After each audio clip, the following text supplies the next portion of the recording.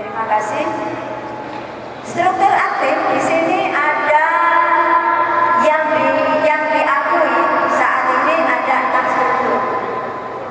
Untuk di Indonesia ini ada 6 struktur. 1 struktur Ibu Mai, 2 struktur saya, 3 struktur Manarul Hidayat, yang keempat struktur Ibu Vera, yang kelima struktur Erik Ridwan, yang keenam struktur Eca Jayapura. Ya, 6 struktur ini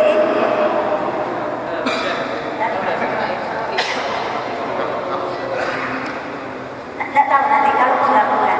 Sebab gini, Mbak Eca itu adalah orang yang loyal ya, loyal.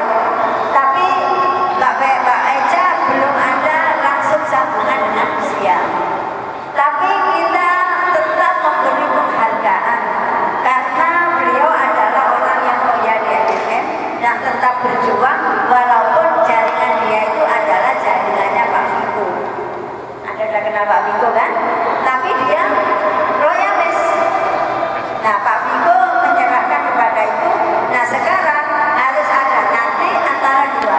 Apa bergabung ke Bu Vera atau kita laporkan ke Rusia supaya dijadikan tempat. Tapi yang jelas Bu Eca kita tetap jadikan. Kalau nanti bergabung ke Bu Vera, ya kita kembali kepada 5 lagi. Masalahnya sekarang apa dampaknya untuk PH dan PH? Sebetulnya struktur itu hanya permudah untuk mengetahui atau menyampaikan informasi. Kalau semua jadi satu, itu kemana? Tapi kalau ini kan tahu, ini timnya Bu Mei. Oke, timnya Bu Mei, instruksinya sama dari LDM. Tapi Bu Mei memberikan instruksi kepada timnya. Saya kepada tim saya, Pak Manarul kepada timnya, gitu loh. Itu hanya mempermudah saja. Sehingga kalau terjadi mengirim uang, tahu strukturnya siapa. Waktu itu dibuat ID. Ternyata ada RJ nggak membuat ID sehingga kepincangan. Sehingga timnya saya ada, tim Bu Mai ada, tim Saibu ada. Padahal yang nguruskan guru Saibu. Akhirnya Saibunya pergi, Robetnya nggak ada. Ini jadi Kak Robet sendiri awalnya setuju, kemudian nggak mau membuat ID. Sehingga terbengkalai, ada BL, ada MM, ada YY, ada ini. Nah, diisukan katanya saya mengatakan kalau orang lain selain RC dan CN jangan ditransfer. Itu bohong, itu nggak ada. Siapa yang PH wajib PH. Ini prinsip. Saya di Pangkalan pun ada 5 orang yang RC semua. Vera bilang, ini saya waktu kenal orang RC semua. Lalu orang PH wajib. Saya angkat teleponnya. Ada orang dari Solo, orangnya RC dari Solo. Saya ajak bicara pelan-pelan. Malah dia bilang, saya senang udah telepon. Selain kenal, supaya uang ini tidak masuk sasarannya. Bapak sudah, iya pas karisan saya PH 8 juta. Loh, ini masa mau nggak ditransfer? Ditransfer. Orang dari Pangkal pun saya suruh transfer. Karena ini caranya ya, malah saya ajar. Itu 5 orangnya MC semua. Kok jadi dikabarkan saya melarang? Nah, jadi yang begitu-begitu itu sebetulnya nggak boleh ditanggapi bagi leader yang paham. Masa saya malah beda-bedakan? Nggak mungkin lah, karena MMM ini satu. Siapa yang PH, siapa yang PH wajib menerima PH. Ini prinsip. Yang saya katakan itu bukan hanya MC, bukan hanya orang saya. Kemarin saya downgrade karena dia membuat PH. Waktu orang kesulitan, dia buat dia PH sebanyak-banyaknya. Nggak pakai cerita saya downgrade. Ini saya langsung.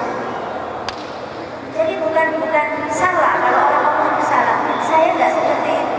Mbak Mai ini 100.000. Ini manajer 100.000. suaminya komen sampai hari ini. Oh enggak waktu itu loh. Kan pertamanya kan itu. Terus dapat limpahan, dapat ini, apa orang kerja. Sekarang sudah 1 bulan. Tapi nggak langsung dipindah mudik, itu enggak. Memang kerja, boleh aja, gitu ya. Jadi kalau ada kata-kata itu jangan, nggak mungkin lah. Kita nggak mungkin. Nggak ada KKN, nggak ada. Karena amanah. Ini kan amanah. Bukan enak-enak loh. Ada tanggungan jawab nanti di akhirat loh. Jangan dikira ini main-main loh ya. Seperti gini ini bukan main-main loh. Ini amanah. Uang yang kita nanggung itu amanah. Kalau kita nggak pernah PH, langsung PH terus amanah. Jangan dikira loh. Hati-hati. Ya, udah. Jadi baiknya untuk PH dan WA kita tahu strukturnya. Karena itu sekarang orang yang tidak mempunyai struktur ada namanya panti MMM. Panti MMM itu untuk orang yang nggak mampu. Orang termasuk orang kaya kita tangkap, kita masukkan ke panti. Ini sudah berjalan. Kalau Anda punya tahu ini lah itu, langsung kirimkan ke panti. Sekarang di Facebook itu ada namanya panti MMM. Itu. Jadi kalau nanti yang berbeda, manajernya panti MMM, refuse. Ya, memang kita kemarin dari beberapa top leader itu memberi kesepakatan bagi manajer-manajer yang nakal ya, istilahnya menjelek-jelekin MMM, kita eksekusi masuk panti. Jadi kita nggak tahu, kita cuma tahu manajernya dan partisipannya. Kalau partisipannya loyal pasti mencari atasnya. Jadi kita nanti bisa mantau, ada PH-nya kita bisa mantau. Kalau dari panti itu kita bisa mantau, oh, orang ini nggak PH ya. Kemarin banyak PH, ada PH. Jadi kita tahu ya, udah manajer gitu, udah di kapal sebelah ternyata PH terus, cancel. Jadi uber-uberan ya, kita punya tim. Jadi kalau yang benar-benar loyal hubungi kita. Jadi kalau masuk panti itu manajer saya panti, saya loyal, hubungi kita aja. Jadi nanti kita bisa kondisikan ke yang loyalis. Itu aja. Terima kasih Bu Mai. Jadi caranya begini, kalau Anda punya manajer yang panti, Anda masih loyal, Anda tentukan dari 6 struktur ini, cari siapa yang Anda akan ikuti. Dan berikan emailnya, misalnya manajer 10, cukup berikan email manajer 10. Kalau manajer 100, masukkan di manajer 100. Semua itu nanti akan otomatis dia terikut. Yang manajer 10.000 misalnya, cukup manajer 10.000 aja. Nanti itu. Nah dari situ Anda kasih tahu yang ini nggak loyal dulu, yang ini sudah itu kan manajer itu tahu. Jadi ini ada pendataan ulang. Saya akan membuat pendataan itu, akan saya sampaikan nanti di forum. Pendataan itu KTP, fotokopi KTP, foto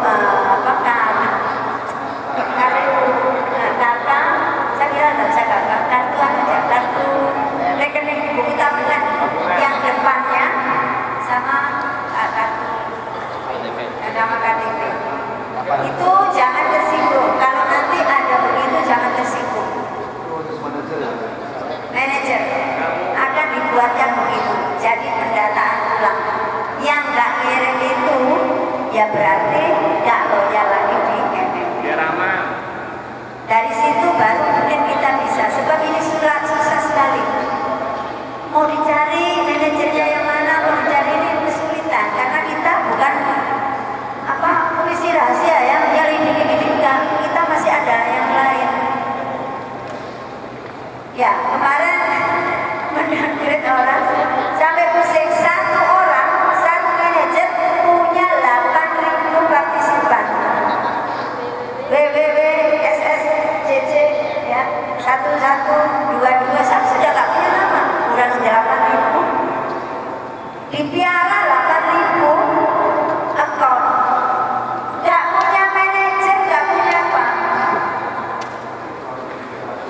Ini terjadi banyak.